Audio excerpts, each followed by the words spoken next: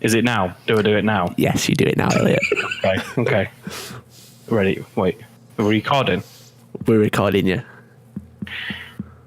Hello and welcome to a podcast. Today we are going to talk about Jay. That was terrible. Jay's on the channel. Jay's here. Jay from Mohawk Miniatures. That was terrible. Try again. He was our tournament. Okay. Wait. I'll do it. Hello and welcome to Hellstormwargaming. My name is Mikey. Pull up and take a pew. We're going to be playing Space Marines because ITC Space Marines are the best faction. Did you know I'm the best in Europe? And I would have podiumed if I'd just painted my squad markings. Is that bad? Welcome, guys, to the Hellstormwargaming podcast number 20. We're number 20. Yay! Number 20. Woo! We are currently joined by Elliot on the phone. Say hi, Elliot. My intro was better. Hi. Yeah, her intro was way better. And we're also joined by Jay from Mohawk Miniatures. Once again, we had him on our last episode, but this time for a very different reason. Say hello, Jay. Hi, everybody. How's it going? So His Jay, intro was way better. His intro was way better, yeah. So Jay actually went losing ahead. friends, Mikey. The circle is shrinking. I don't like it. You've got to stick to the script. I didn't realise there was a script. There was. You told him not to. You didn't give him a script. You didn't give me a script. This is what we have to work with all the time. These are the conditions we work under. God. It's just terrible. I can't get the staff. So, guys, if you are listening live, then welcome. We are currently live on Facebook, YouTube, and Twitch. But if you're not listening live, you may be watching this on YouTube back because we do put them out on YouTube afterwards. Or you can listen to them on Spotify, SoundCloud, and iTunes if you don't want to see this or that. That's Jay's face I'm pointing to, and my face. No one will see that. And you just want to listen, then you can listen to this as a podcast form on those three platforms. We record this live every 2 weeks on a Wednesday, and then we put them out a couple of days or a couple of weeks after sometimes. 7 p.m. UK time, so currently BST, soon to be GMT. If you'd like to see more of these podcasts, then do let us know. We do quite enjoy doing them, and also you can see our battle reports on YouTube, and also you can see them on Hellstormwargaming.co.uk, which now says it there. It says it on the screen, so you can never forget. There we go. So today we're burning yourself into my retina.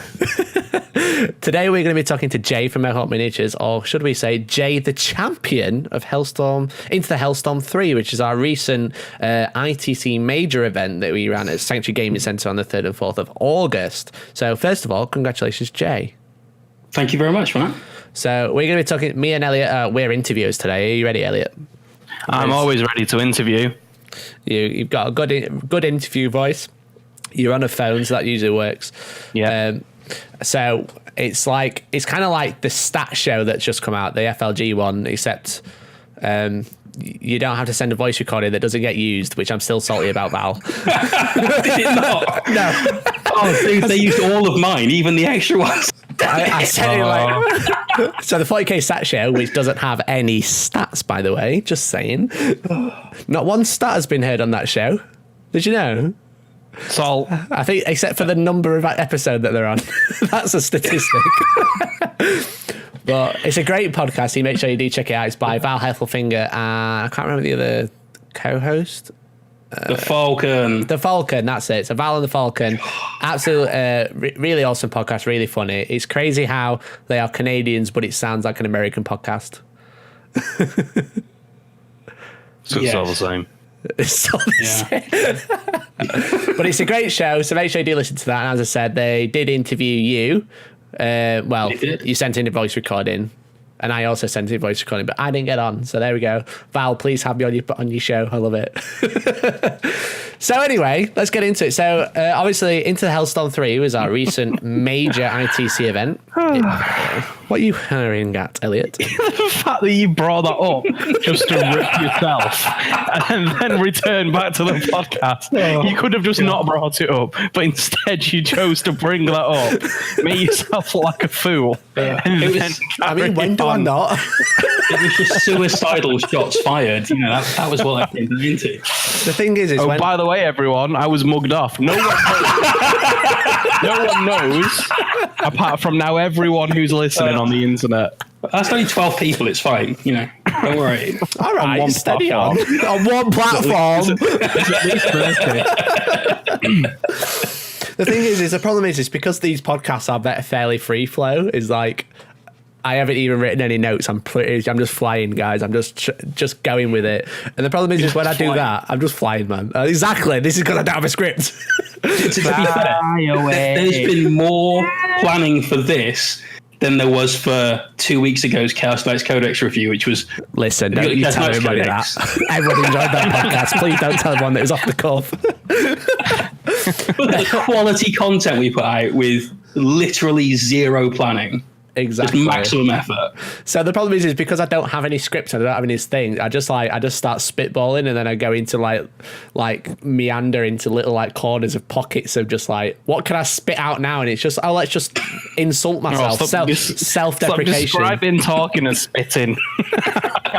Spit. What can I spit all over the viewers today? You need to cap one backwards at a weird angle as well. So. Yeah, I should do, yeah. So anyway, back to the podcast. So Into the Hellstorm 3 was our major ITC event, as I said, held at Sanctuary Gaming Centre on the 3rd and 4th of August. It's a 64-man single faction event, which is what we run.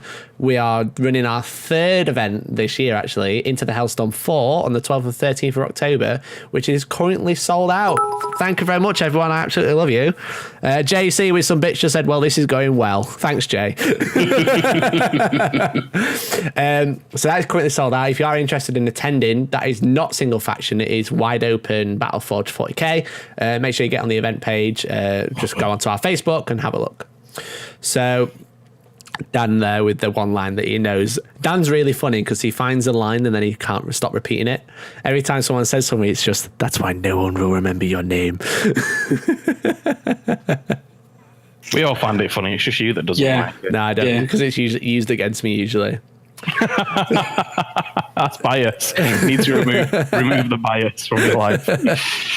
So Into Hellstorm 3 was a 1750 point single faction event. We ended up having 60 players, I think, because we had a couple of dropouts just before the event, which is a bit of a shame, but it was 64-man capacity. And it was really fun. I think everyone had a great time because we put some feedback out and we only got pretty much positive feedback. We did get one negative point that got brought up multiple times, was they didn't like the music that was playing. But that was battle report music, which got requested at the last event. It was like requested as a meme, though, wasn't it? I don't know whether it needs to be a constant thing. I think it's one of those like, be careful what you wish for. Yeah.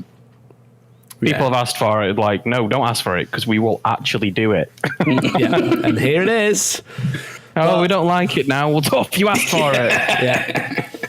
But yeah, so the way the format was 1750 points. You had to take a battalion or a super heavy detachment if you're running pure knights, and you could only you essentially choose an ITC faction. You have to stick with it, so you can't soup like guard and custodies together, for example, as much as took the mick. You have to use, if you want to use custodies, you can only use custodies. If you want to use knights, you can only use knights, for example. So Jay, you took pure knights. You took Imperial Knights of House Crast, and you went 5-0. You went undefeated, and obviously won the event. So, first of all, how do you find single faction events compared to normal events, like normal Battleforged events? In terms of me writing my list, it doesn't change anything. I only play single faction. I love knights. I want to play knights. Yeah, that's what I do. You are going for best in faction knights, right? I am, but I'm not going to the LVO, so it's basically until January the 24th or whatever. If I'm still best in faction there, I'll consider it a moral victory. Screenshot. If I'm still best in faction afterwards, then that's hilarious. But unlikely to happen.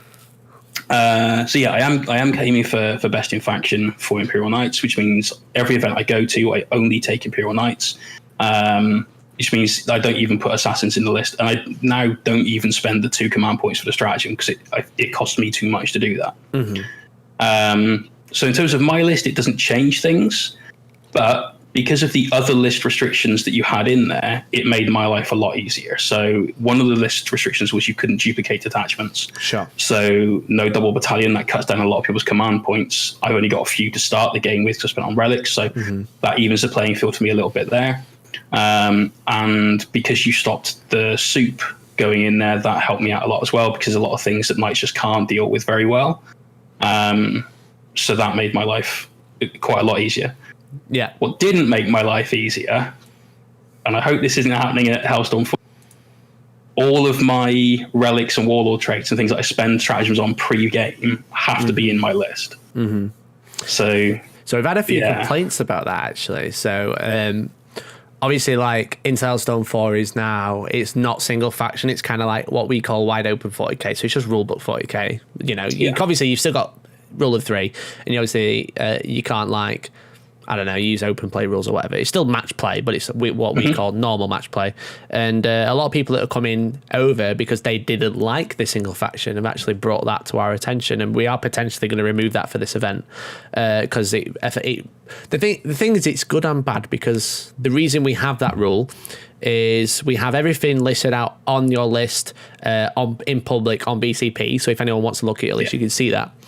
The problem is what I find at a lot of events is someone has like knights, mainly knights, for example, because they usually change relics quite specifically depending on what matchup they've got. They'll say they've got a relic at the beginning of the game and then it won't come into effect until like later. For example, like Sanctuary or something like that. They've got Sanctuary on a Gallant, for example. Then you won't remember that it's got Sanctuary until after they've made their saves, and they'll go, "Oh, it's got Sanctuary," and you go, "Oh, well, I wouldn't have done half of my play knowing that it's got an invuln because you told me once during the list step while I was deploying my army." That's fair. But that's the reason we have it. That's the reason we have that rule. But if we probably what we're going to do when we open the Hellstorm 4 chat is do a poll, and if we get more than 50% of the players agreeing, then we'll remove that rule. We're like a very democratic rules pack. You know, if people don't like it, we'll get rid. So yeah, that's something that's really good with your events. Actually, is you take community feedback on board as soon as you possibly can to make sure that everyone's going to have a good time. So. So that's what we try to do. So if you are coming into the Hellstorm 4 and that is something that you're concerned about, then when we do open the WhatsApp group, then we can chat about it and try and make it a good event for everybody, because we don't want to penalise people before they come. To be honest, obviously I don't play Knights, I don't play Gene's Daily Cult, so it doesn't really affect my play style having that rule in place, so didn't see it as an issue. But if it is a big issue, then maybe we can look at that. But so you had set relics throughout the weekend. Do you want us to talk about your list and the relics you chose? Sure. Fairly simple. Yes. I mean, there's a lot of people gave me flack for taking 2 data sheets, but you know, I haven't got that many to choose from, really. I took 3 Crusaders and 2 Helverins, all as House Crast. The reason I play Crast is not for the Headsman's Mark, which is extremely powerful, and I did take it in the list because you just wouldn't not take it. But it's for the reroll hits in combat. So my Crusaders, who have all the guns ever, also do very well in the fight phase. Makes the army very multi-dimensional. I had defensive relics on all of my knights, essentially bar 1. So my Warlord, which was a Crusader, took the Sanctuary, which is 5 up invulnerable save in combat. Mr. D, thanks for the follow. Thanks, Mr. D. I took Iron Bulwark on my Warlord as well. I had another knight with the 2-up armor save, the Armor of Sainted Ion, which is one of the best relics in the Knights Codex as far as I'm concerned. But I believe I was the only person that took it at the event, actually, which is so that's a 2+ save on weird to me. Yeah, it is. Yeah, and it's so good because a lot of what you are at a night is actually only -2. Sure, you get things like last cannons and stuff that will go in that will put you up like past your invuln, but having that on one night and Iron Bulwark on another means that's 2 nights you probably don't need to rotate on, and you've got another one that you can then use on if you want. And I had one knight which was the offensive knight, so he had the Headsman's Mark, which is the extra damage against vehicles, Titanic especially, and I gave him first knight, so reroll 1s to hit. Very strong. The first knight is the House Crast Warlord trait, right? That's correct. Yeah. So it's a strong list, and then you obviously got 2 Helverins, which are pretty decent. So it's Stars of the show. Yeah, it's probably like one of the strongest Imperial Knights lists you can build currently at that points level. I don't think you can chisel it out. I don't think you can chisel it out much more than that these days until Knights significantly change. So anything you want to ask Elliot before we go into the games?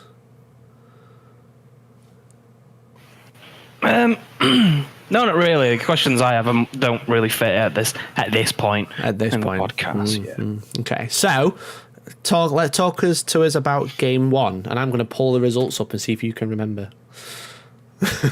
Okay, so game one, we did the pairings live on stream. Yes, you did. There were several people I didn't want to play at the event in game one. How rude. No, it wasn't because I didn't like the person or anything. It's like, right, if I join, then I've just lost the game flat out, I think. And at that point, I'm there for fun, which is great. I love going to tournaments. That's brilliant. It's a lot of fun, in fact. So if anyone's actually sort of worried about going to an event because you think it's going to be full of gamey people that aren't going to be any fun to play against and so on and so forth, really don't. Just go and have fun and just don't take it seriously and enjoy it for what it is.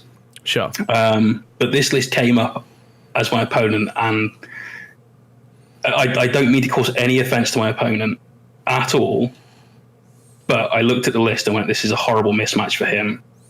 I'm either going to win this really big or something's going to go really wrong that I haven't thought of, and I'm going to come out of this going, how the hell did I lose? and I'm going to doubt everything about it. There's every possibility that could have happened, but my list was a strong counter to his. So my opponent's a guy called John Holland. Mm-hmm. He had an Ultramarines battalion and Vanguard, I think, plus he had Bobby G, so that's a super heavy auxiliary. His Bobby G was really cool. He painted it gold, actually. I really like that. That was slick.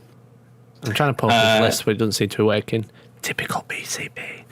The majority of it I can remember. So he had 3 units of scouts, 2 units of 3 bikes. He had Tiggy. He had a Smash Captain, which he put the Armor Indomitus on. He had Bobby G, and then a unit of 10 Terminators with, I think, 2 Cyclone Missile Launchers. Yeah, 2 Cyclones, Teleport Homer, and then Storm Bolters and Power Fists. Yeah. Except for the Sergeant, which had a sword. And then he had another unit of 5 being the same. And then a unit of 6 Assault Terminators with Storm Shields, 3 Storm Shields and 2 Lightning Claws. And then 2 units of Scout Bikes. Yeah, there we go. So in terms of like a balanced list, it's actually pretty good. And I think against a lot of opponents, it will do very well. Mm-hmm. In fact, I know he then went on to win his next 2 games after this. Nice. So clearly it's a solid list. And one of those was against Jake, one of my teammates, and he plastered him. Like absolutely plastered him. So fair play to John, well done. But for me, I'm taking a list that is not shy on damage to weapons. Yeah, almost everything in his army's got 2 wounds. So every failed save's a dead model rather than him needing to fail twice. So that's the issue with Terminators. I mean, I think because they are very slow and they only have 2 wounds. If they had 3 wounds, they'd be like quite scary. Yes, yes, they really would. But 2 wounds is a bit meh. Yeah. I got turn 1. He didn't seize. Ouch. Yeah, it was going to hurt. He deployed all of his Terminators in Deep Strike. Makes sense. So turn 1, I moved up, took pretty much the center of the board, managed to get on or near a lot of objectives, because one of the weaknesses of the night list, and this is why going into the event I thought I have absolutely no chance of this whatsoever, is you will lose the objective game almost all the time. Yeah, because obviously it's ITC. There's multiple objectives in every game, but I think there's 3 minimum. And obviously you only have 5 models to start with, and every time you lose one, that's one less objective. Exactly that. Nothing's got OBSEC unless you pay for the relic for it. So it's very difficult to get hold more and things like that. But that's just the way the night list goes. You can't be good at everything. Yeah.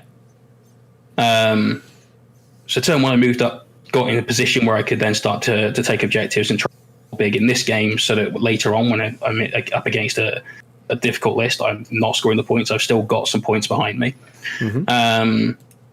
Opened fire and took out most of his stuff. Nice. He retaliated in his turn. But he didn't really do any damage. Turn 2, I killed everything else that was left, with the exception of Tiggy, who was hidden behind a box.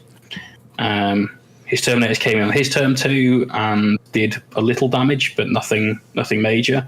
There was a couple of failed charges in there, which is really That's the Bobby only G issue with was deep dead. striking. So, Obviously, yeah, this it is is. old Marines now, so new Marines do have some tricks up the sleeve for getting into combat, but this is old, boring, rubbish Space Marines. So 9-inch charges for days. Yeah, very much so.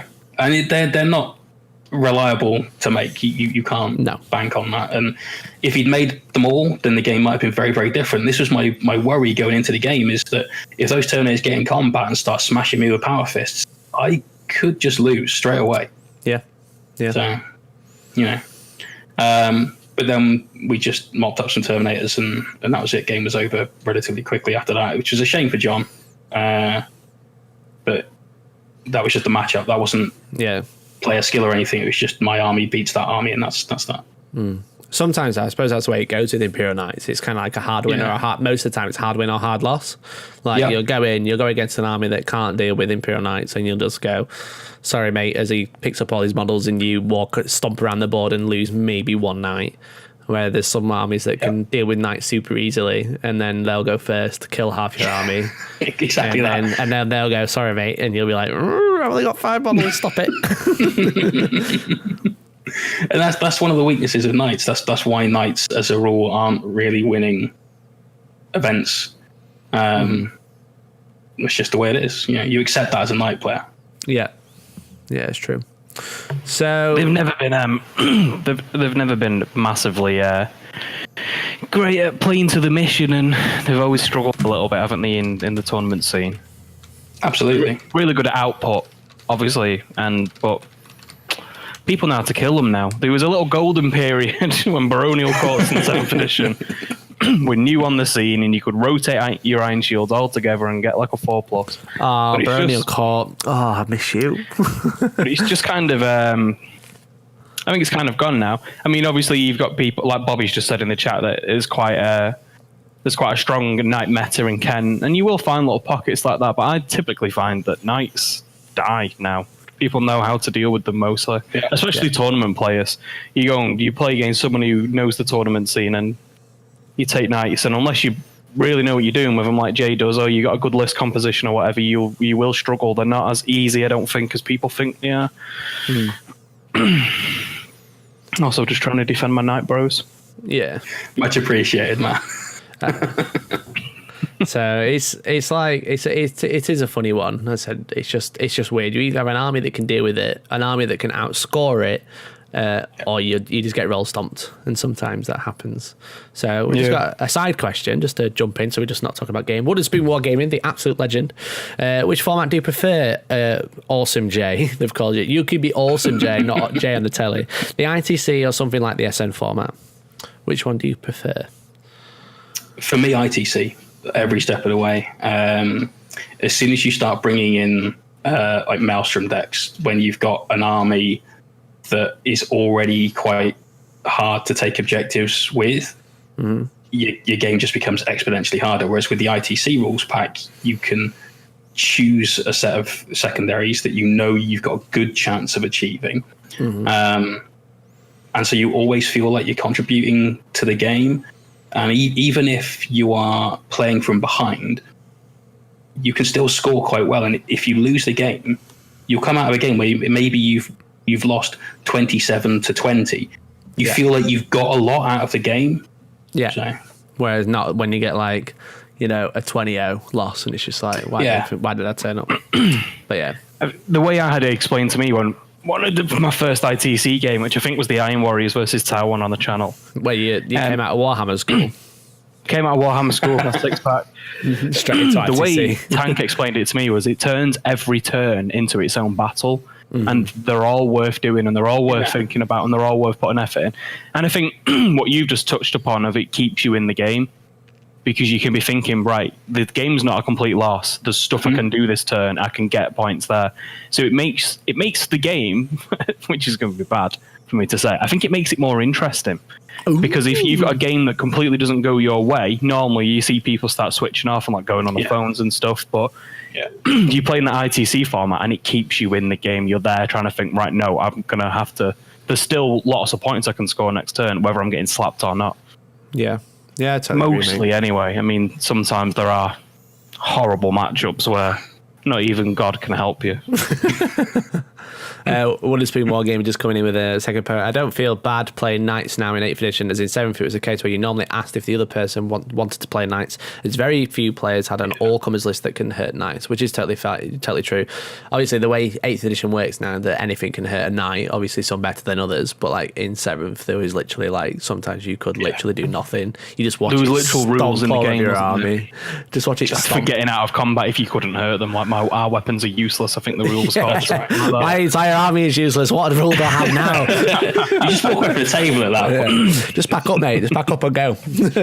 So massive win against John. I said it was a bit of a trouncing by the Knights. So what happened game 2? Well, first of all, you had dumplings. How was that? Yeah. So that was brilliant, because one of the best things about playing Knights at events, and I go to events more for the social side of things. I love to play 40k. I love the competitive thing, but you get to meet your mates, chill out, have fun, have a few beers, unless you're designated driver this time. I hate you, Jim. I mean, that's why we play tabletop games and not just video games, right? Because they have that social aspect to them, where you're there with other people. Yeah, the whole point of wargaming is just like two people in a room playing together rather than like via a screen. I mean, you can still have fun, but you know, hating each other because of the list they've brought. Yeah, exactly. Which makes you buy more models. Yeah, exactly. You just got to go out and buy whatever army won the event. Yeah, but yeah, it's why it's why I'm. It's the paint job that makes them so good. Everybody, here's my card. Where I was going, yeah, that's why I like playing like the Repulsors at the minute, because like it's such a quick game. It's either it's like playing Knights. It's like you either win or you lose, and you do that in an hour, so you can go chat to people and just chill out. But yeah, exactly. But yeah, it's playing Knights, because either way, you if it goes the whole way with Knights, it's very surprising. Normally, especially if you're playing against another Knight player, it's like, right, should we just charge into each other and be done in half an hour and go Knightly joust. I actually finished a couple of games at the event before somebody had their first turn. I remember I played at Bristol City Open that me and you went to, Jay. I played a lovely lad called Alex. I've seen him about it loads of times. Oh God, yeah. And our game was over that quick that we had another one. Yeah. So I did that to somebody too. We played nearly a best of 3 Knights versus Knights. Because why not? It's just hilarious. So after game 1, we had this signature Into the Hellstorm dumplings by the Dumpling Shack, Mr. Tony. What an absolute legend. But then game Big Tony, who is going to be returning for Into the Hellstorm 4. I've decided that if he's busy, I will change the date of the event, because I can't do it without him now. I'm about to book the accommodation, so don't you dare. But then game 2, you played Matt Barlow, who was running Orcs. Yes. And Matt was an absolute superstar as well. We had a great fun game. Mm-hmm. Do you know Matt's list, or do you want me to go through it? I'm trying to pull it up, but it's just BCP just does this. You can't see it because of the lights, but it's just frozen. Well, I've got Matt's list. Go for it. Mostly in my head, but partially on BCP. It's Orcs. I bet there's 120 boys. Some met guns.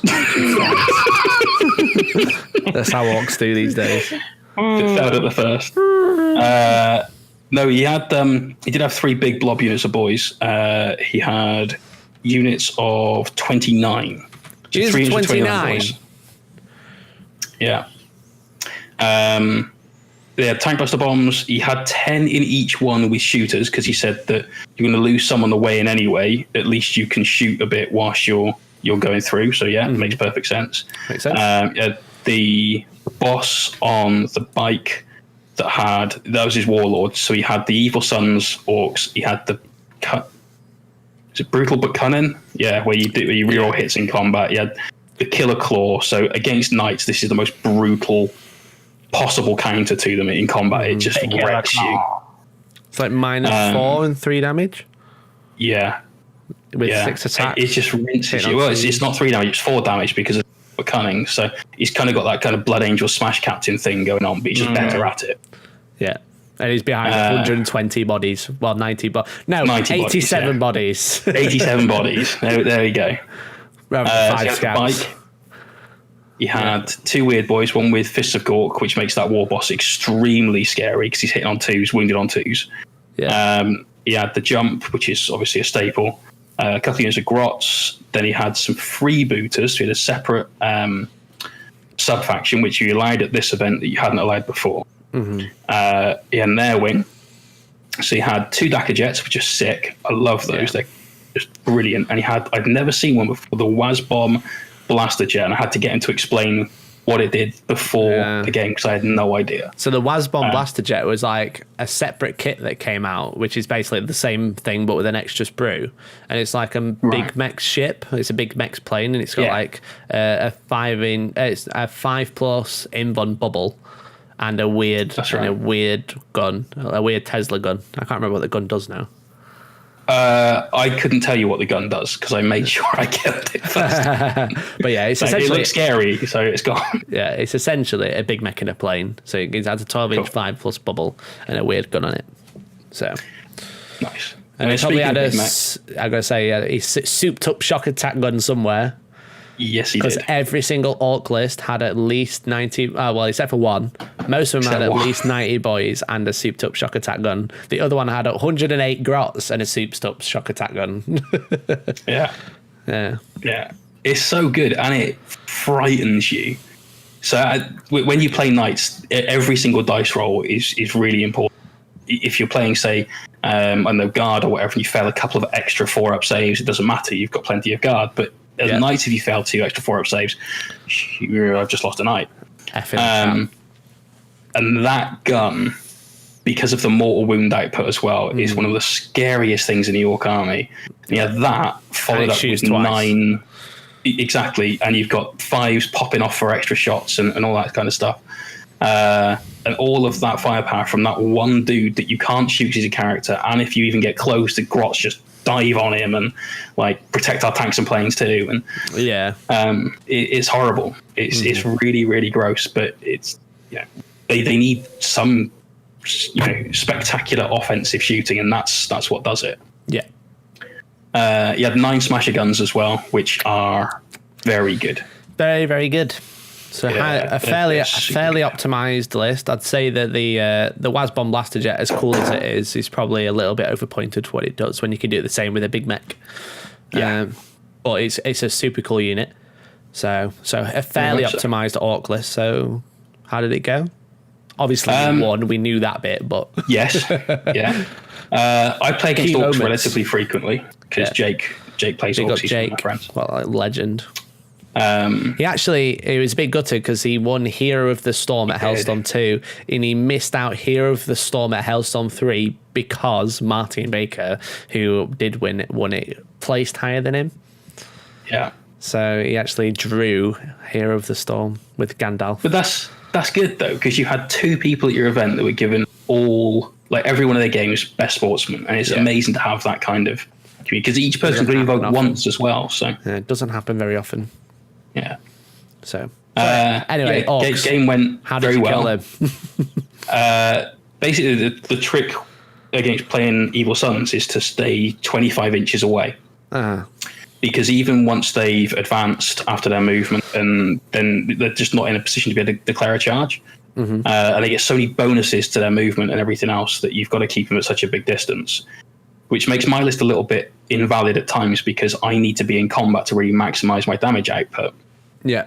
But I basically ignored the units of boys for the first couple of turns, focused down the planes because he took recon. It's the easiest way to get recons with the planes, so we killed those.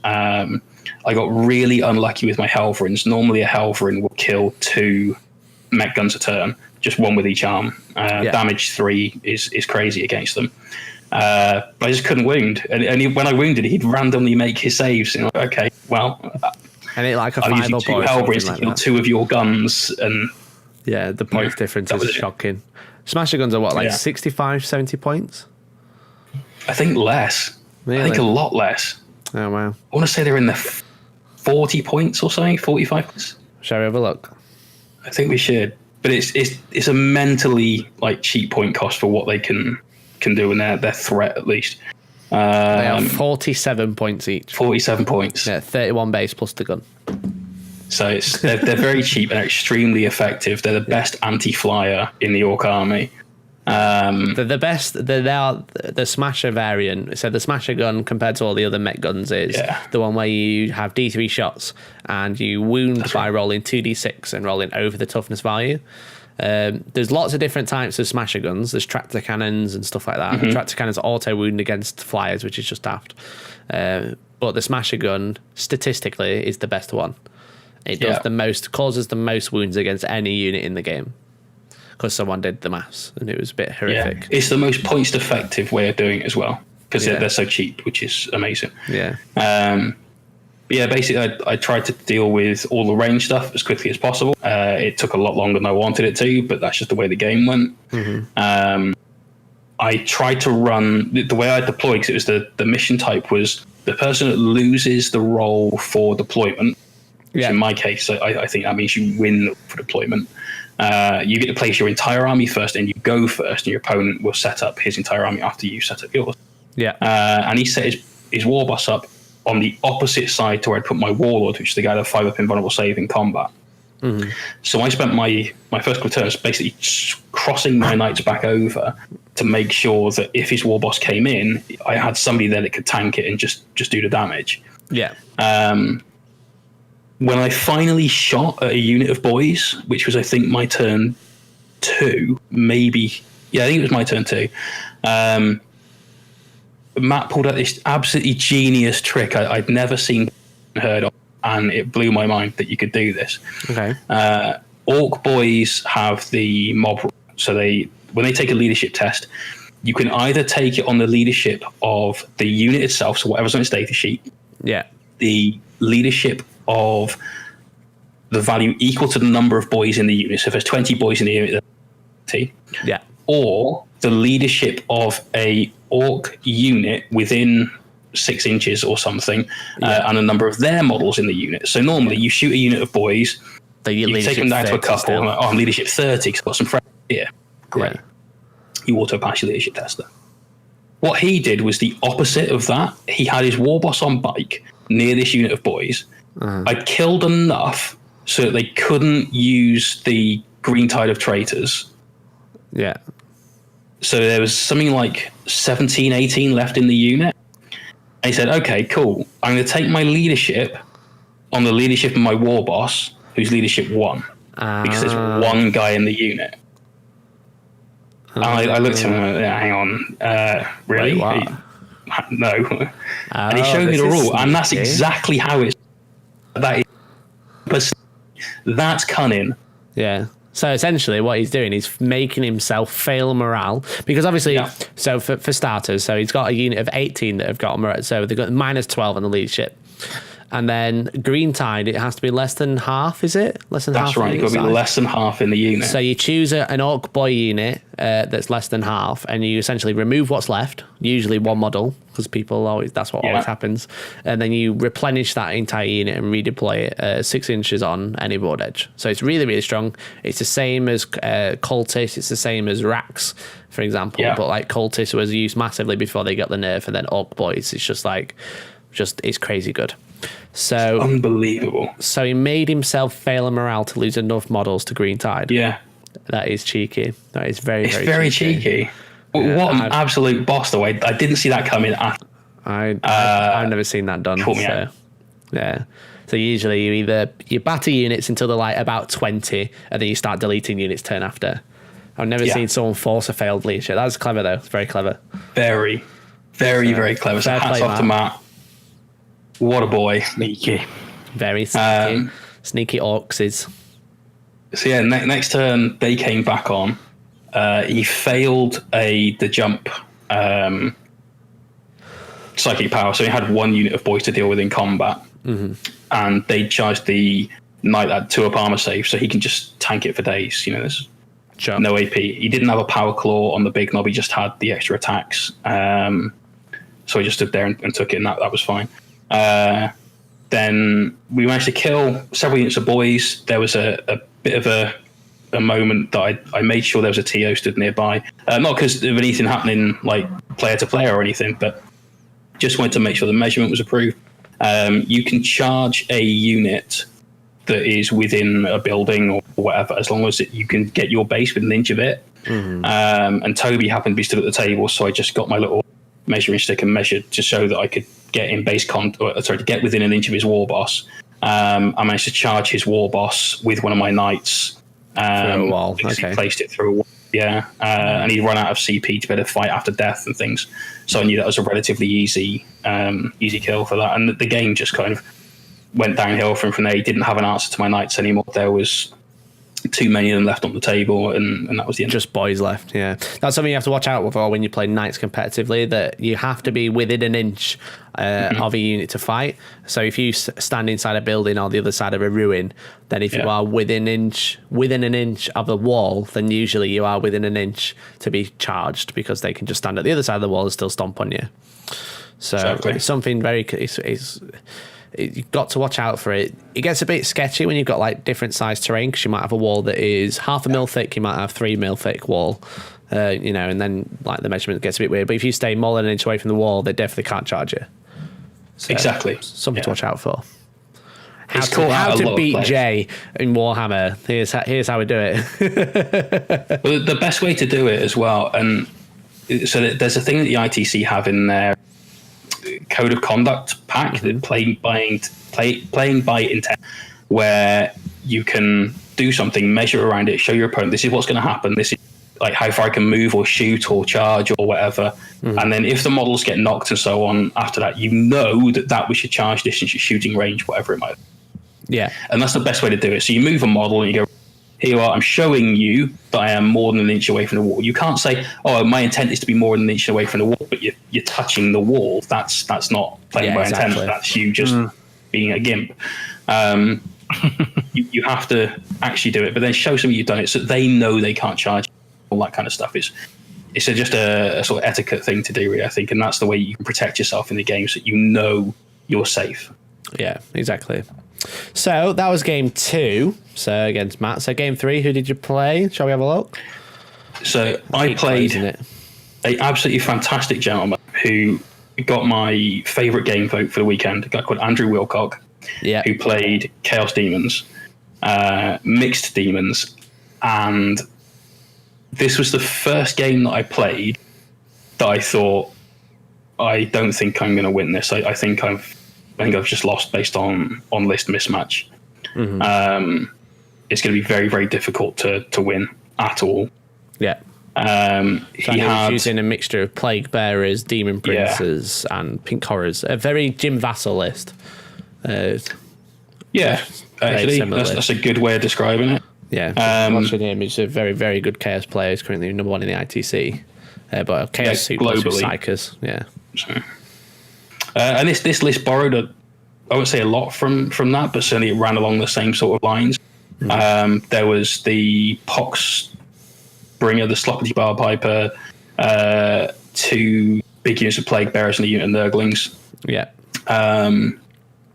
They had I think it was a Supreme Command that was Chaos Undivided, with the Change Caster, with Treasonous Zench, so that's the mind control power, which is really strong against knights. You've got to play very carefully against that to make sure you can't lose all your stuff to your own guys. He had the Demon Prince of Khorne with the Gargantuan Titan Slaying Axe. He had a Demon Prince of Slanesh, which is his ward, and then he had a patrol of some Horrors, Flamers, and another Demon Prince. So very scary list. Yeah. So Demon Princes are brutal. Yeah. Treasonous Zench is a power where you take over one of your opponent's characters. You can shoot and charge and fight with that unit. But it's mental. It is pretty strong, but a way to combat it is to put your knights super close together, or your models super close together, so they're within an inch when the power is cast. Because the way the power is written is that it says that it becomes part of your army when it happens. So then you've got 2 knights next to each other. One of them is part of your army, one of them part of now your opponent's. But now they're in combat, so the knight can't shoot. And you can't get shot at, which is also quite interesting. It happens a lot with Gene Stealer cults because they have a very similar power where you can choose a weapon to shoot with. If you put yourself, it's like you can shoot with this model, or you can make a single attack. And it's well, I'm in combat now, so you can not shoot and you can make a single attack. haha, rather than shooting my 19 guns that are all -4 in D6 damage. So yeah, thermal cannon at less than 18-inch range into one of your knights. I want to happen to mind control the one that had headsman's, so really enjoy that. Yeah. So how did that game go? Surprisingly well. Like I said, this was the first game I looked at. Well, at least I went 2-0 on day one. The game win. That was good, right? I spread out my knights across the middle. We were playing end to end, which was not the best deployment for my opponent, because obviously he's got an army that wants to be in close combat. I've got an army I want to keep that as far away from me as possible for as long as I can. The Hellforms were one unit. That was a feature of the list. So if I ever went up against another Knights player, I'd have less drops than them, even if they weren't first in an I go, you go deployment. Sure. So deployed them together, ready to split them off and go after objectives. But he deployed pretty much on the line as much as he could. So big blobs of plague bearers, one either side of this big central building that was in the middle of the map. So that it didn't matter which way I shifted my fire, I'd have to get through one of those screens before getting to the characters and so on. Sure. And he deployed a unit of Nurglings 9 inches away from my deployment zone. And I knew what he was trying to do with that. He was trying to bait a charge from me into the Nurglings because I stamp all over him in combat, and that's that, job done. But I'm then much closer to him, and he can then get that first turn charge off. Yeah, with all these Demon Princes. Well, it's not just the Demon Princes, but yes, that's a big part of it, getting that Skull Reaver wielding lunatic up the field, and then suddenly I've got a dead knight. Yeah.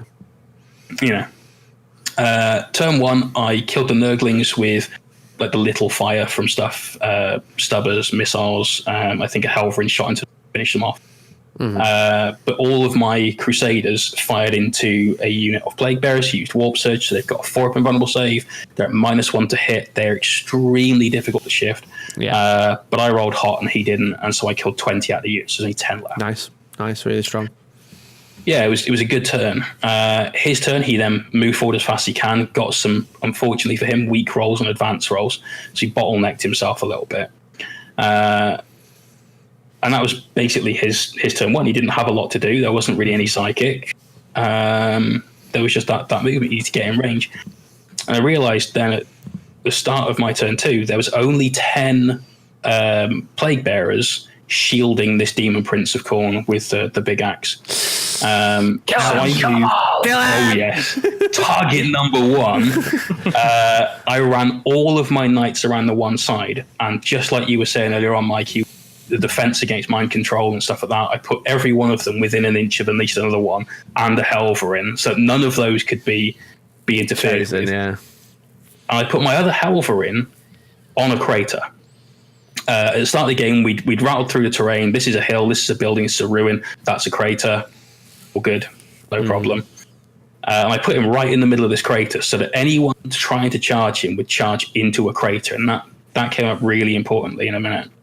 But I fired both Helverins and one of the knights into this unit of Plague Bearers before finally killing them. And then suddenly the only things that the other two Crusaders had to shoot at were his characters.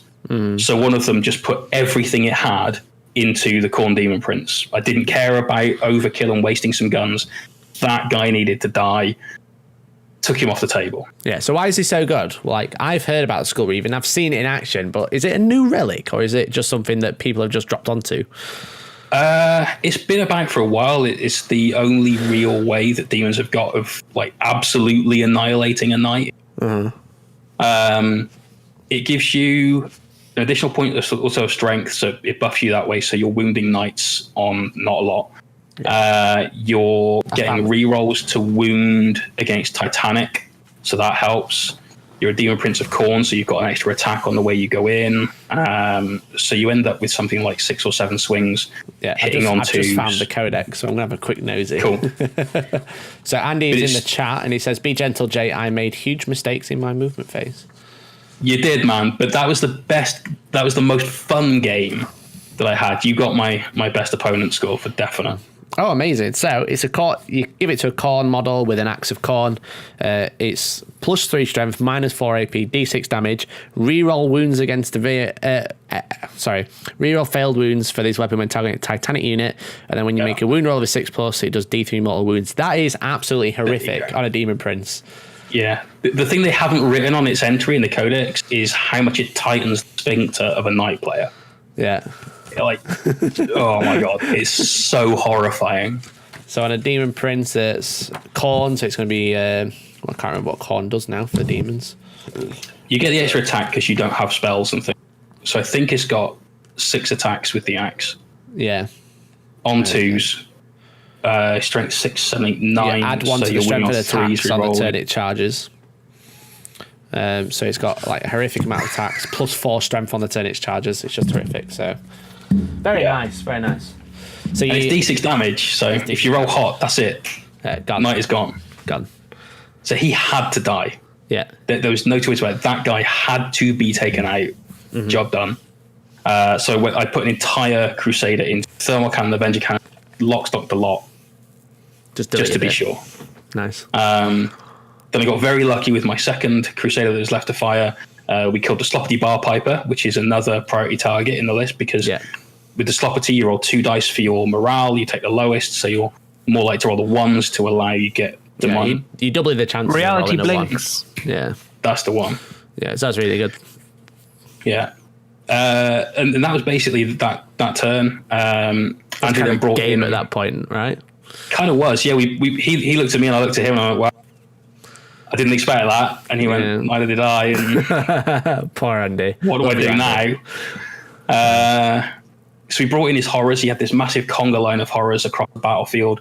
And I warned him about this in his movement phase.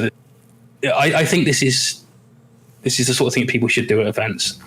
I could see my opponent was about to make a mistake, and whilst I wanted to win the game and I was ahead, so I felt I was in a confident position, I also don't want to be that guy. I'm playing Knights at an event. I'm aware that just because of that factor alone, I'm not going to get many best opponent scores because it's either a really bad loss, or not. That's it. As we say, it's either hard win or hard loss, and that usually reflects on favourite player votes. Yeah, you don't normally get them, do you?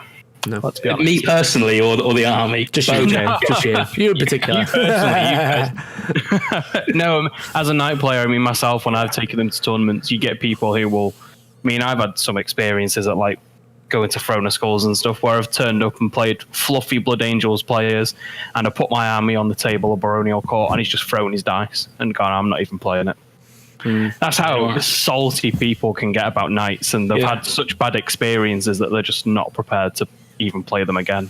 Yeah, that's right. And you're the funniest man in 40k, Elliot. So everyone wants to play you. Warhams, I know, man. You need to come to more tournaments. That was pre-Warhams days, I believe. Yeah. Oh, right. Okay. That was before we started calling it the Warhams. That was when it was actually Warhammer.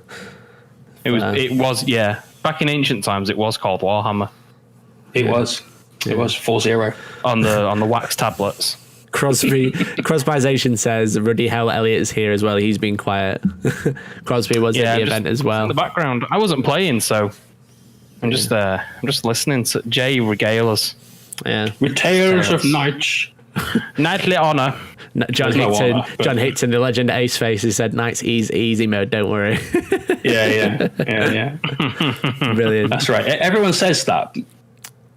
Borrow my army, take it to an event, see how you get on. Yeah, go win an event, scrubs. That's what I'm going to say to that. Get good. Ace Face hates Knights in general. Warhammer Liam, look, a new look podcast. Yeah, exactly. So I thought you were doing too well, so I had to catch up. So hi Liam, how you doing, man? So he's doing it on hard mode as well. He's brought me on here too. So yeah, what happened is my OBS died yesterday, and then I was talking to Liam to help me to fix it, and then here we are with a brand new podcast. So, so that was game 3. Obviously against Andy, what legend you won. So game 4 on Sunday morning after a great night out at Frankie and Benny's, as you might have seen on Instagram, because the lads got me a cake and a bottle of wine. Right? It wasn't my birthday.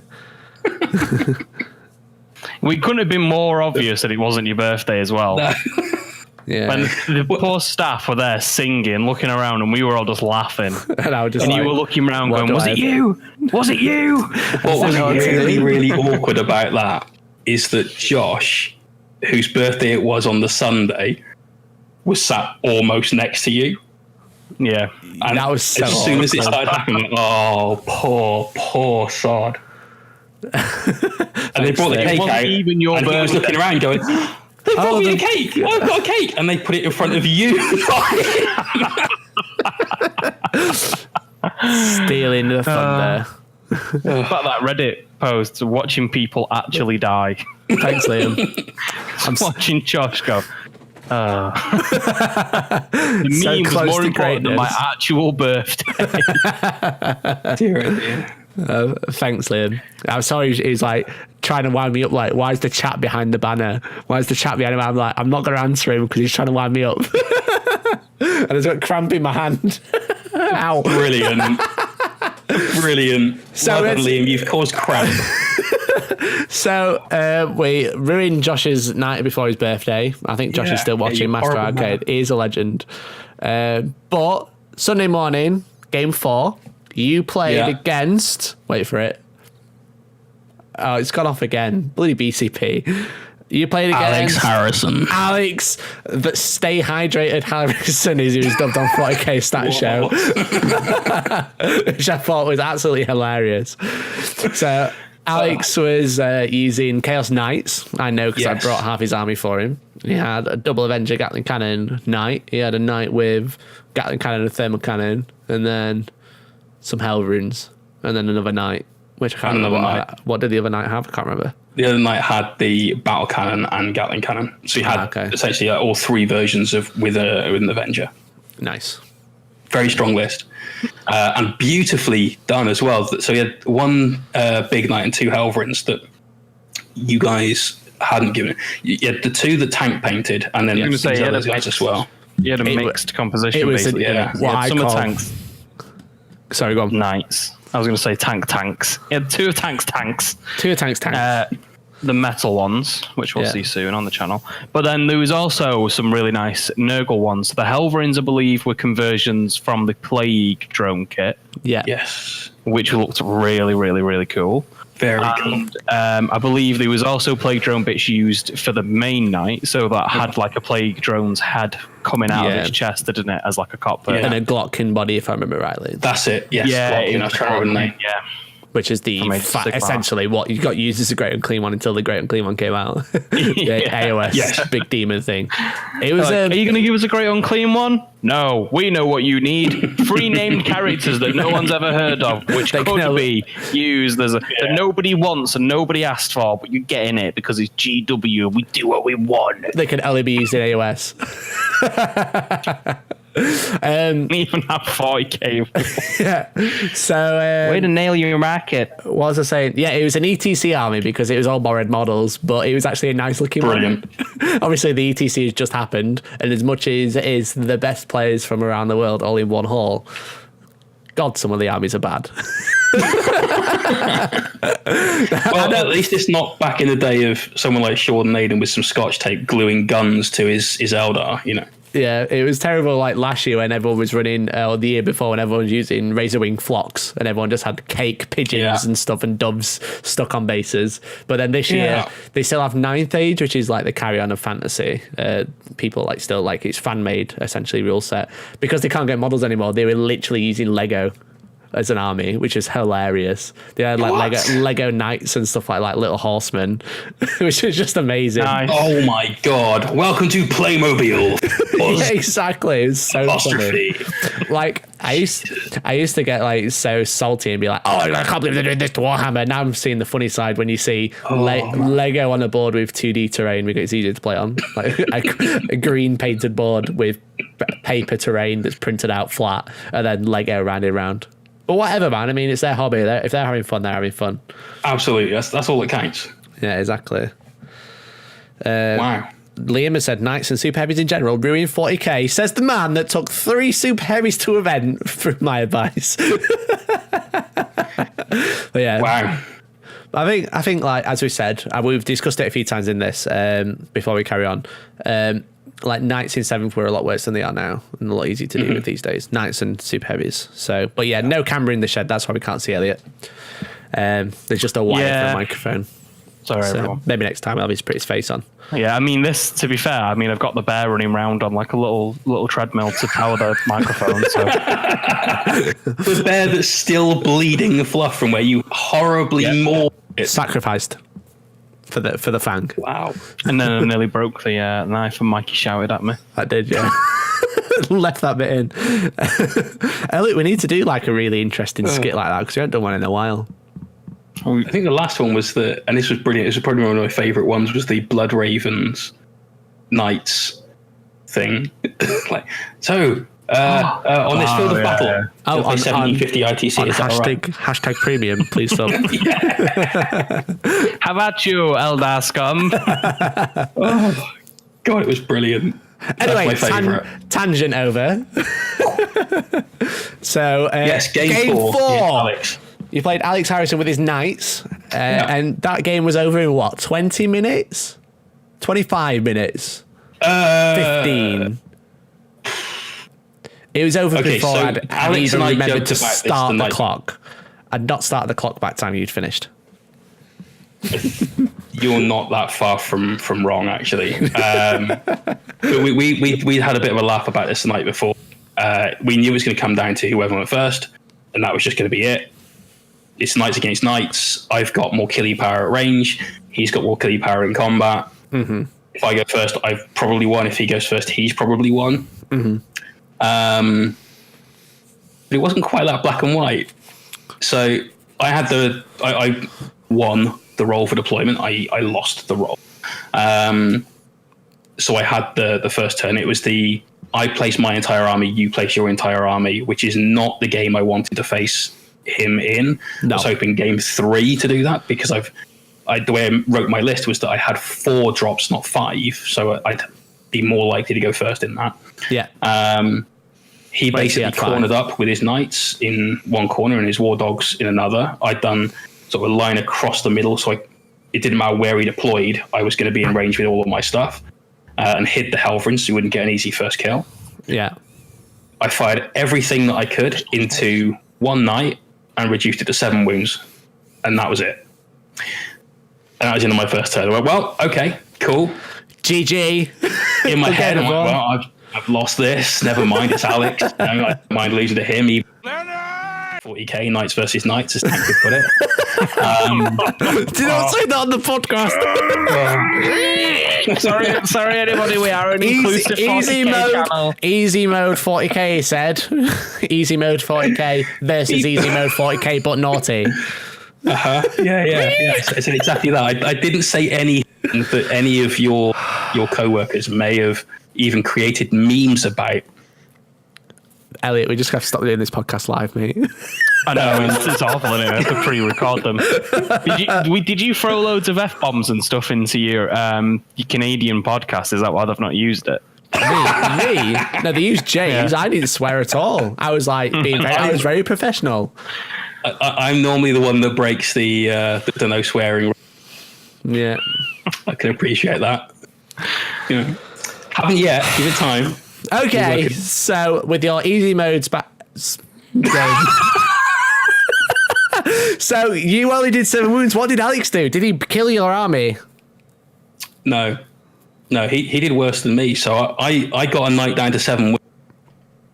He fired back. I did some rotates. At one point, I had 8 saves to make, rolled 8 4-ups. He and I both looked at my dice and laughed. He charged his war dogs into my Helverins, failed one of the charges. And managed to, out of all of his damage, really managed to just reduce the Helverin 3 wounds. That was it. So suddenly, my first turn, I'd done nothing. His first turn, he'd done nothing. We're back in the game. Oh my God, what's going on? So you both just basically didn't even play a turn. Yeah, we movement phase moved around a bit, reduced some wounds on stuff. That was it. Neither of us got first strike, which was just crazy. Then in my second turn, it was the opposite of my first turn. One knight killed flat out one of his, which blew up. Obviously, even with a reroll, it blew up. It was mental. And so, therefore, he just gave me a handshake. That was it. Job done. Like you said, the game was over in maybe 20 minutes tops. Yeah. So because I'd been running around sorting everyone out. And I was watching this one from the side, and I remember being like, I just looked at Alex and I was like, "Are you still going?" He was like, "No, it's over." No. I was like, "Okay, we'll ask." Game over. GG. Game over. It's over very quickly. Okay. Oh no. It was nice though because Tank came in just to watch that match. And I think he had stuff to do. So he didn't have to stay very long. Yeah, he was dropping some stuff off, I believe, and then he had to go and run some chores. Yeah, an hour and a half drive to come and see it, and then drive back. Yeah. Warhammer Liam, thank you very much for the host, dude. Really appreciate it, man. Cheers, Liam. So 20-minute game. I think we spent longer talking about that game than we did any other game, even though it was the shortest. So game 5, you played against Tau, which won our last event, but it was the one and only Mr. Simon Priddis, current Grand Tournament champion of the Warhammer world. Yeah. Because there's no terrain, but whatever. But, you know, they've done the ITC blocks line of sight rules now, so at least it'll be a bit better. Yeah. So you played against Simon Priddis, obviously a very, very good player from down at London.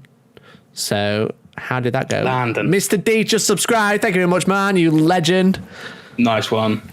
Absolute boss. I've played Simon before, and he is very, very good. He's a lovely bloke as well.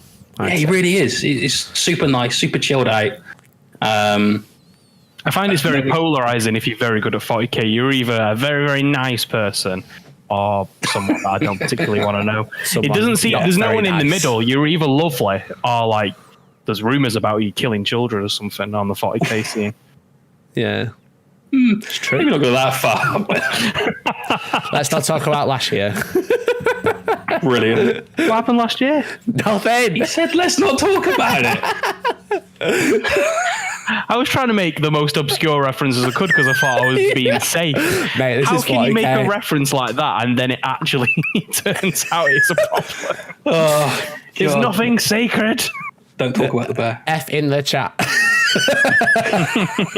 One day, kids, when I'm older and when you're older, I'll explain. So, dear, oh dear. So anyway, Oh dear. Simon and his list. Simon's list is very, very tough to face against when you're playing knights, and he's kind of written it with that in mind. it's tough to play against anything, really. It really is, but there's a lot of D6 damage in his tile list, which you these days don't normally get. Fusion command fallen by the wayside. Yeah. But he's got a absolute ton of Seeker missiles. He takes 3 piranhas with Seeker missiles. He's got two of broadsides, and one of them had the rail guns. Yeah, which you don't see very So often. they're scary. Yeah, I saw that unit and I remember thinking, oh my word. Yeah. But then I saw who was using it and I was thinking, oh, that's a bit spicy. Yeah. And they're not taken for the Knights matchup. Obviously, they took them. I think it works really well against Eldar. I'm like, okay, cool. Yeah. That's good. High damage output against tanks and stuff like that. That's why I took it. Is because they could have the early. The I shoot planes things, whatever they're called. Velocity I can never remember the tracker. time. Velocity trackers. That's Yeah. it. +1 to hit against that's it. fly. Yeah. So suddenly against flyer spam, that unit becomes really, really good. So that's why I took them. But they're very good against knights as well. D6 damage, strength 10. I think they're -4. It's horrible. He had the missile broadsides, which are just Insane. gross. Yeah. Dan Patton has just come in and said the worst bit about Simon is he's just so damn polite and friendly while he's bending you over and deleting your toys. That's it, isn't it? That's the problem with those players where you just want to be like, I want to hate you, but I can't. You're too nice. Stop asking me if I want a drink. Stop it.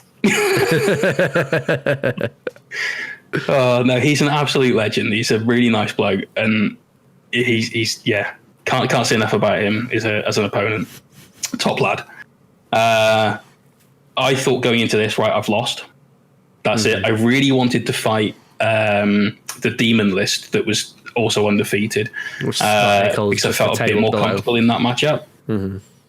but no, Tau everywhere. You had a Riptide in there as well, some Firesight area, all the usual in any Tau list like that.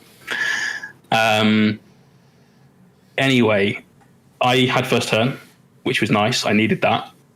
I moved up so that I was close enough to shoot his missile broadsides, but not close. I was out of range of like the top missiles.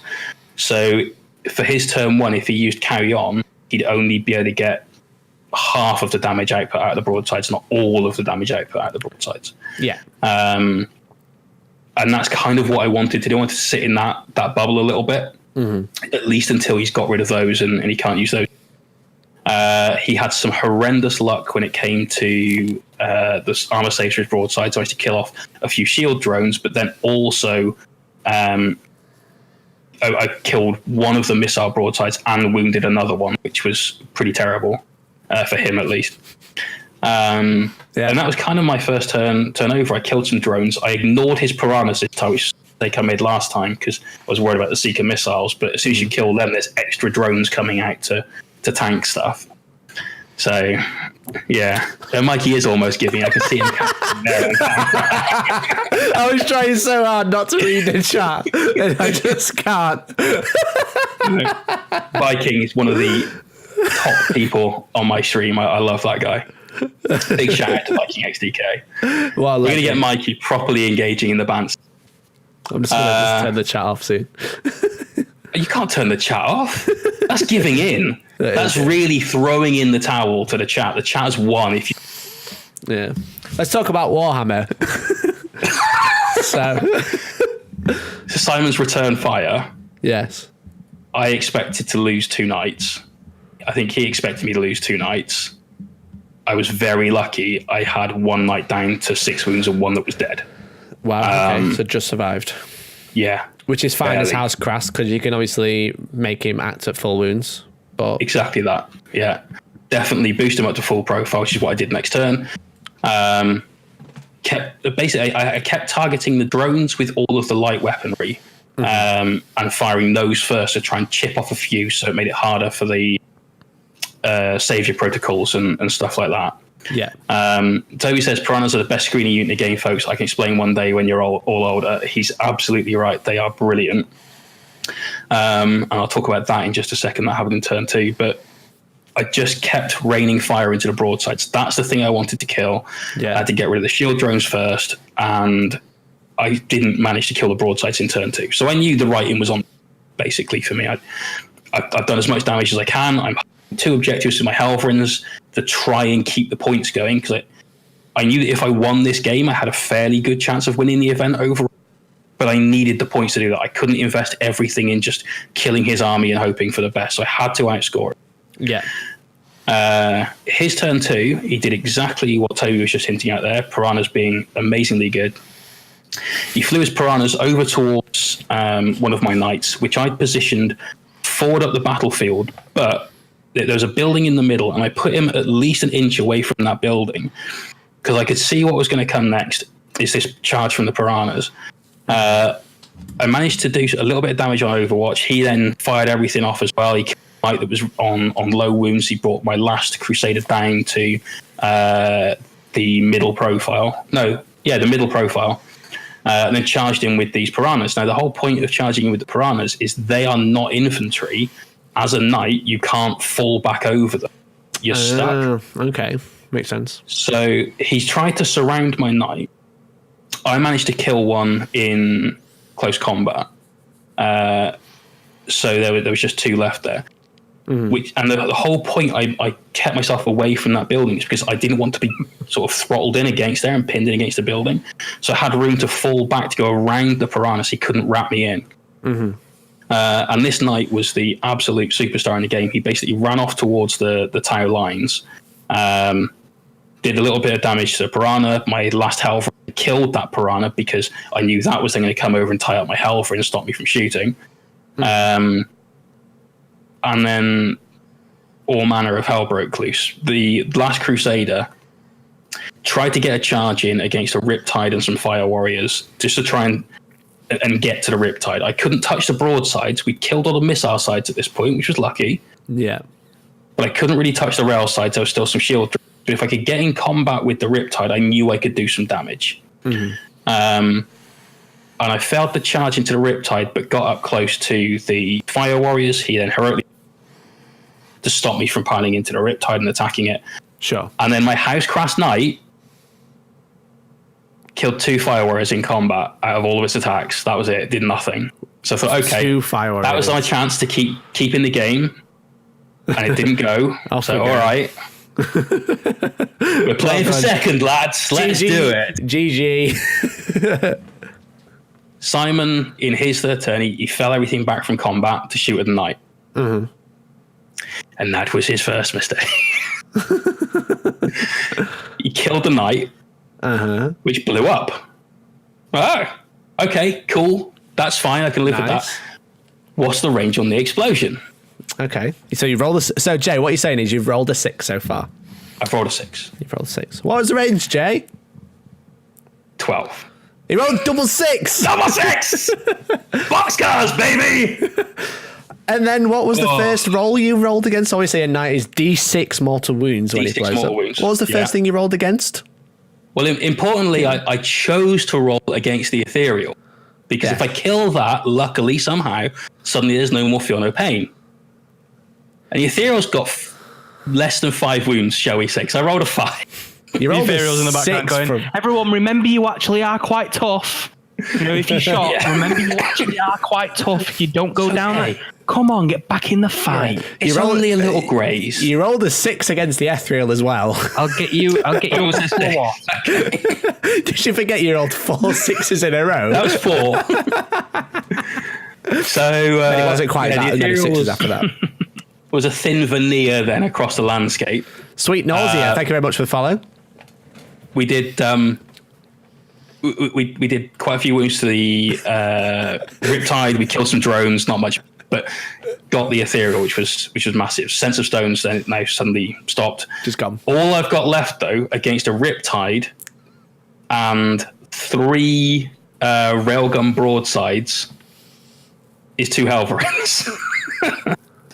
So I'm thinking, well, I'm insert expletive here. Fricked, we say. And so Wise Fellow Pain thought Sense was against everything. I don't think it is.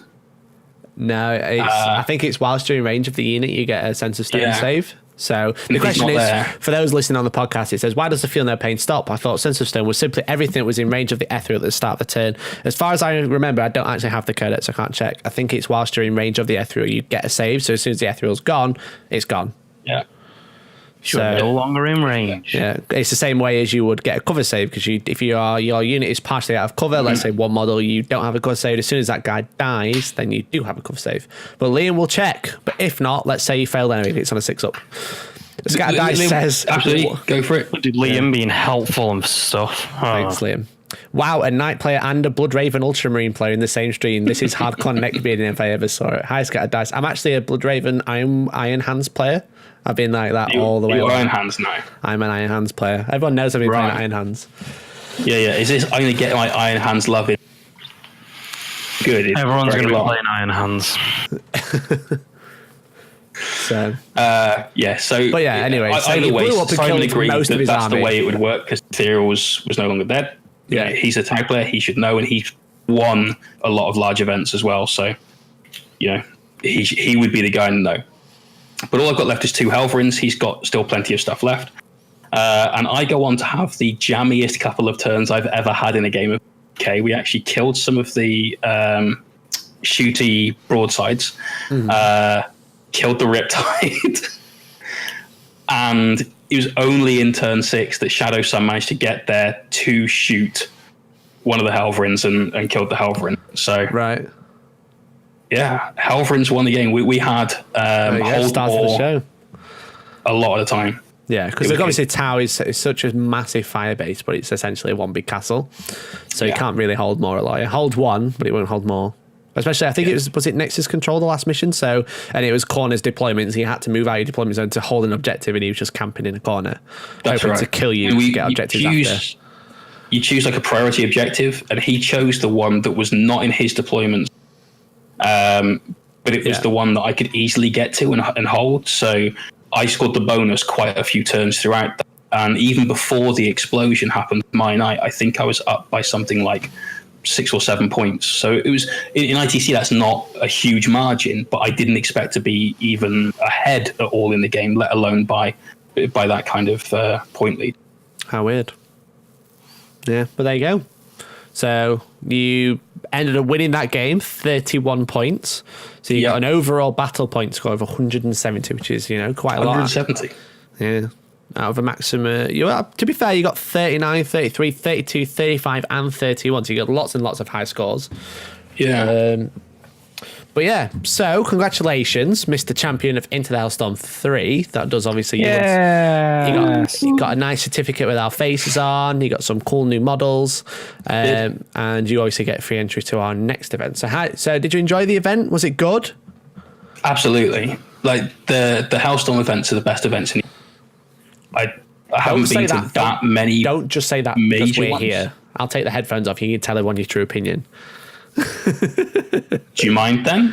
No, go for it. Go. Tell him. Go. I can't hear you now. No, seriously. Like I've been to my New Year's resolution was to go to an event every this year if I could on average. So I've been to quite a few events this year, and out of all of them, the Hellstorm events are genuinely the best. You have a WhatsApp group that you're all put into at the start when we're promoting the event and everything.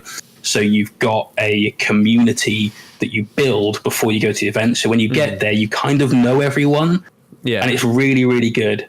So for me, you guys are absolutely nailing it. The food's good. The venue's class. It's a church that is epic for playing 40k in. It's a Gothic ruin. My God, was it sweaty in there? You see, it's normally really good at regulating its own temperature because of the fact that it's a church, so it's a big, massive stone building. Yeah. It's just been so warm this summer. It's just been unforgiving, hasn't it? Yeah. I think some of it was just the fact that there was so much food, and let's be honest, which meant that maybe an hour and a half after lunch, there was an effect on the atmosphere. Especially on the Sunday where you've had 2 days worth of spicy mutton, Yeah, the percentage methane went flying up. I'm glad there's no smoking. You've blown the roof. It's an epic event. It's a brilliant venue. The food's good. The sort of community that is driven around it is epic. You can't go wrong with that. Yeah. So after the stream, Jake, I'll just remember to send you bank details so I can give you the money over. Is that okay? So corporate shell. That's it. So obviously, I'm freshly showered and waiting, Jay. That's the Bar Elliot. Take him out for a nice dinner. So you see Castle. This is about Tau. You see Castle the most, but other variants exist. They do, but this is a very Castle-y Tau list, for example. Have you got the picture from Simon's deployment of Game 4? I do actually have the picture. It was horrendous. So they had a table. It was table 2 at that point. It was table 1 on day 1. And there were 2 hills. So in the middle of each deployment zone, and it was Dawn of War deployment. And Simon managed to fit almost his entire Tau army on this hill. It is absolutely disgusting. It's I'm going to see if I can pull the most disgraceful thing. I can drag it over to the screen share. See if that works. I think he was deploying that while Alex and I were playing our first turn. I remember sort of looking, probably double taking back as I saw just this pyramid of Tau. Yeah, so I don't know if you can see that very well on the stream, but it's got this. So this is the GameMat.eu City of Steel terrain. Thank you very much to those guys for sponsoring the event as usual. But there's like 3-tiered, what I'd call a ruin, but they played it as a hill. Photo. And then he's basically deployed his entire army. He's got all the piranhas at the bottom with the fire warriors, and then he's got the broadsides on the middle and the riptides on top. Because I'm not flipping you off, silly. So you are. So because you can't get within an inch and you can't place your model, you can't charge any of that. You can only charge the bottom, and then that's not what you want to charge. You want to charge the broadside. So it was absolutely hilarious. But then that was against Maxwell. Maxwell is an absolute legend. But then after he watched it happen and we were all laughing, and then he was playing the game and he realized that it was just horrific. He couldn't get anywhere near that army. He could only shoot it in its tower. So you're really shooting drones, really. It's only in Wanting a Blue Moon they actually hit anything else. So it was just like, ugh. But then afterwards, we declared that it was a ruin rather than a hill. The issue with a hill, I think the issue with ITC is I don't think they really use battlefield terrain rules, but a lot of people still play them. And they were counting it as a hill, so they couldn't get anywhere near, and it was like -2 to charge or something daft. So it was very bizarre. I think my video's paused. A minute ago, I was looking. Yeah, you are. Yeah, there we go. Position, but and it's gone again. Yeah, let's have a look. I'm here. Novocaine says, "I'm here to say Mohawk has bad hair." I agree. Yeah, I think he learned that from somebody. It's one of those things you. Novocaine also says, of all the people you've had on the channel, did George cross his arms the most? I think so. every time I looked at George on camera, it was just, why are you doing this to me, Mikey? I thought we were friends. Yeah, exactly. He deserves no respite, George.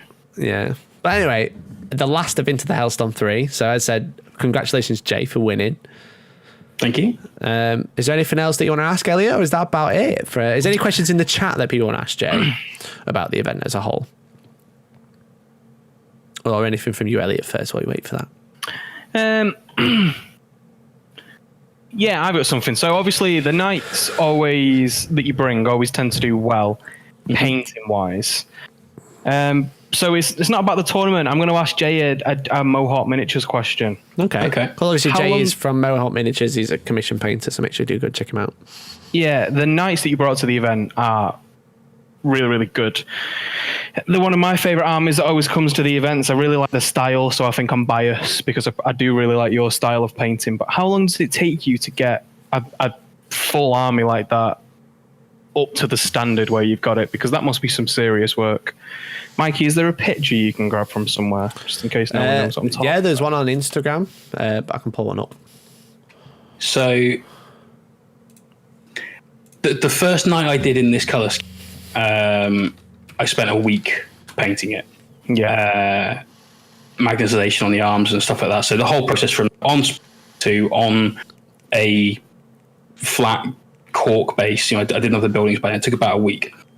Yeah. And I was due to go on to a tournament on the following weekend, and then the Friday before they brought out the Nerf to Space Marines, the one where Mikey had the picture of him just crying into his iPad or whatever it was that he was using.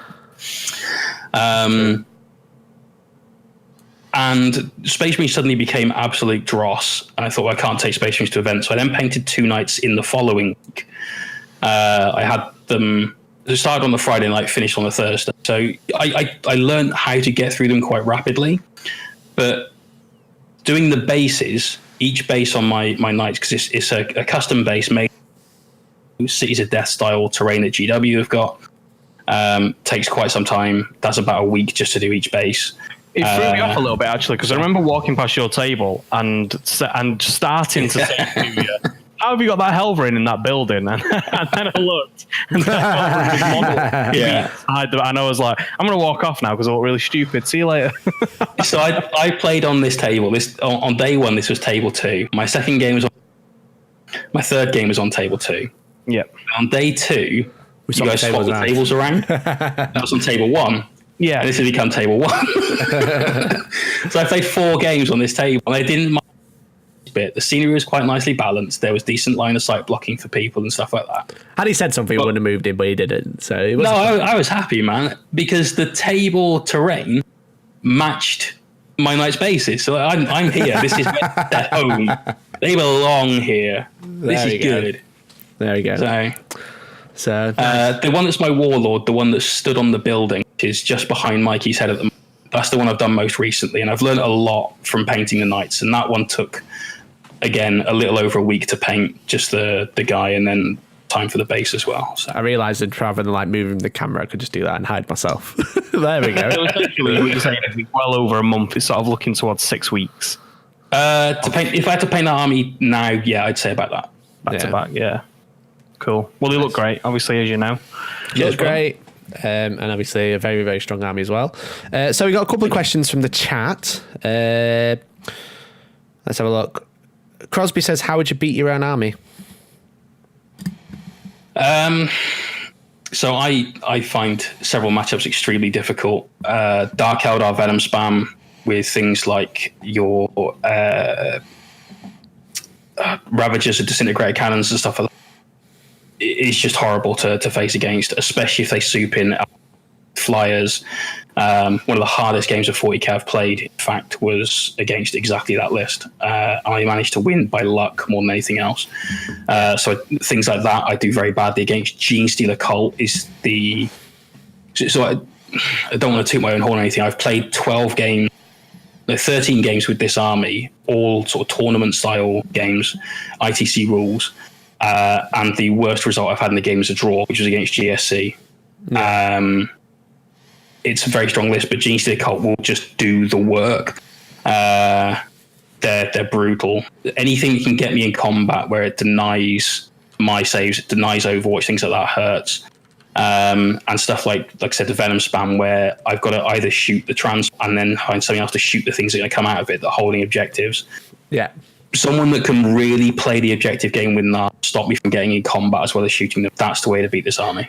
I think you're knackered, aren't you, as a night player always? If you've got someone who can really go to town on the points, you just will always struggle. And I mean, ITC as well just stops you from just going, I'll just kill you, I'll just table you, and that's fine. Because it's like, well, now, how many points are you even going to be able to realistically score with your knights? You can take, maybe 4 objectives a turn, if you look it, if all your models are still alive. So it does become a much more... I think they're harder to use than than people think. Yeah. I see what you've done there. Yes. Actually, I think they're a very high skill army, everybody on the internet. They're tougher than people let on. So everyone says like Knights easy mode, and that to an extent is true. You don't have a psychic phase. There's just certain choices that are taken away from you because your army can't do it. But winning objective-based games is actually pretty tough. Yeah. So, like I said, anyone who wants to borrow the army at an event, by all means, give it a go, see how you feel. Yeah. Another question was, is Jay going to play a proper army in the future? I think we just covered that. Or will he stay in Knights easy mode? I've got a Drukhari army that I'm working on. It'll take me forever. But yes, this season though, I'm just playing Knights. I was about to say, you're playing Drukhari after the ITC season resets? If they're finished, I haven't even started them really. I've done a bit of blue on one of my archons. Very nice. If you could change something about the rule set, the 40k rule set, perhaps borrowing from another game, what would it be? That's a very good question. It's interesting. Gets you thinking as well. No pressure, Jay. Would I even change anything? 40k, best game ever. I don't need to change anything. Not necessarily going to say that, but I don't think I think that the game is in a fairly solid place. Actually, no, there is one thing. I think, I don't know if it was War Machine or Hordes, but there is a game out there somewhere that has a lot of its rules are online. I think it's X-Wing, actually, the spaceship game. Yeah, X-Wing, all the rules are free. That's right. And I don't care about free rules at all. But I'd really like it if there was an online repository for stuff so that you didn't have to carry a codex, what's going to be now the codex supplements, your chapter approved, your rulebook, your white dwarf, whatever else. I don't need to carry a live. So at least it's quite funny. So just a random point about that. Obviously, they're releasing the Space Marine Codex this weekend that has supplements for each chapter. It's like, I'm gonna have to carry another book with me, but you can't actually utilize the Space Marine Codex if you start souping. So they've kind of like brought out 2 books to cancel out every other book that you should have taken. You can't soup anymore, so you're limiting the amount of books you got to carry. I thought it was an interesting, funny point to bring up. But I think that's solid. We're going to streamline 40k by giving you all these supplements, and then when we've left something out of the supplement, you'll get a PDF. yay! The Space Wolves Codex and Ringbind. I think other than that, the only thing I'd change in 4K is the terrain rules, because they're just gash. Not great. Well, yeah. They're a bit convoluted, aren't they? And it seems that everybody that you speak to, or this is my experience anyway, everyone that I speak to, of my mates who aren't very serious tournament players, everyone treats rules for each building differently. Everyone's got this own sort of home rule. Oh, well, I've always played it like this, or I've always played it. And I think that is a symptom of them having a very weak sort of set for rules when it comes to cover. Nobody actually knows what it is. Mm-hmm. Because they're not as honed as they could be. Yeah. So it's all your fault, GW. Yeah. Next question was, can I get free tickets to the next event? Well, we actually gave away a free ticket in the raffle. We gave Jay a free ticket. Just win. That's just win. You have to be involved. You have to be involved. You have to be in it to win it. Yes, exactly. So yes, you can have free tickets if you win them. But we're currently sold out, so if you are interested in coming, make sure you check out Into the Hellstorm 4 event page, where we are actually going to have the artwork on t-shirts for sale, which will be really fun. Nice. Which will be really cool. Well, what was the list? The list was 3 Crusaders, all kitted out the same as you can see on screen, 3 thermal cannons, Gatling cannons, Ironstorm missile pods, and then 2 Helverins. I'm not bothering answering Toby's question because it's just a silly question. No one wants that. I didn't even see his question. Are you upset that you didn't get an opportunity to throw down with the coveted Grey Knights in the final? Like, when are Grey Knights going to get to a final? When are they going to get to the final? we've got a shock assault. We get +1 attack. Woo! Yeah. 1 damage smite. smite. Like Halberds again now. Yeah. So we'll take this as a final question, which is again from Novocaine, but it's a good one. Jay, if you had to have music to announce your arrival at a 40k tournament, why would it be a mashup of Thomas the Tank Engine and 50 Cent? So that wouldn't be the worst music I've ever made an entry to.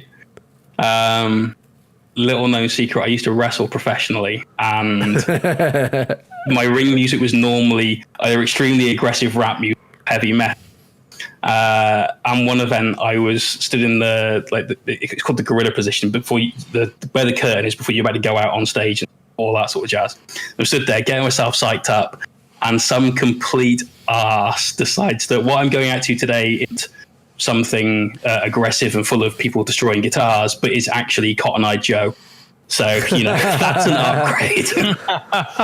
Brilliant. Exactly that. Really? We can't change the music now, huh? Oh, well, off you go. I can rock it. Why not dual Gatling? It's because it's Imperial Knights, so you can't, the Housecrast Knights, even though they look like Iron Warriors. So, yeah, I think that is all of the questions for today. So, Jay, thank you very much for coming on. Always my pleasure, man. So are you coming on next time? Probably. Something will happen. You'll have to come on next time. We do a Space Marine Codex review. I've got it ordered. Well, there we go. You have the Space Marine Codex. Good, we'll review it now. I've got all the blurry shots off the internet at the moment. They don't exist. They aren't real. No one looks at them. No one knows what they are. So, that is the end of the podcast. So again, thank you very much to Jay for coming on. Thank you, Elliot, for helping out, being a co-host. You're always lovely as ever. I've not really had to do anything. It's very much been Jay directed, so it's been dead easy. I've just basically been here for moral support. You've added class, Elliot. That's what that's what I've brought. Style. So a stylish podcast, thanks to Elliot. Thank you to Jay again for coming on and chatting most of the way. If you enjoy the podcast, then thank you very much. I hope you can like and subscribe, or you can check out the podcast and subscribe on iTunes, Spotify, and SoundCloud. There's other things we normally say at the end. Mine's gone blank. Make sure we've been Hellstormwargaming. You've been amazing, and I'm going to be the best Space Marine player in the universe. We are on the road to 10,000 subscribers, so I do hope you can subscribe on YouTube because we're trying to hit that goal fairly soon. For more content, if you want to check out Hellstormwargaming, my life will be complete as well. That's it. I'll just give up. If you want the channel to be deleted, just get us to 10,000, then we'll delete it. Don't say that. Someone's clipped that. Yeah, exactly. It's all right. I've got a question, actually. I hope you can answer. It is, in fact, to do with the number of followers that you have. Mm-hmm. You know where this is going, don't you? No. Do you not? No. Do you not remember on one of your Twitch streams you said, no, if I get to 1,000 followers, I'll do a Twitch stream in the style of Queen's Radio Gaga, Freddie Mercury. It wasn't. I remember that as well. It was I Want to Break Free. If you you do remember. Right. No, I don't remember. There you go. Got him. Okay, as soon as we hit 10,000 subs, I will do that. I will hands down do that. If not, I will delete Hellstorm Wargaming. There we go. Click that. Everyone's a winner. I'll dress up for it. We'll all dress up for it. We'll all dress up for it. All of us as a team, me and Elliot especially. All 10 of us. Yes. So 10 of you? There is 10 of us, yeah. All 20 of us. One for each podcast. So if you enjoyed that, as I said, do like and subscribe. Check out Hellstormwargaming.co.uk. We've been Hellstorm Wargaming. This has been Jay from Mohawk. You guys have been fantastic, and hopefully you'll hear us in the next one, because this is a podcast, Elliot. Get it? But you'll just hear us in the next one. See me. I'm not allowed to be seen. And it's a drone. Bye-bye. Bye, everyone. Au revoir.